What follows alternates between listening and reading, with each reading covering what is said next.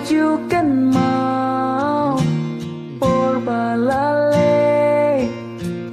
Purba kemenang laban ke Kat banang ya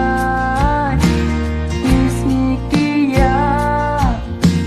Tingskil siki Wanhangan Nganjula ke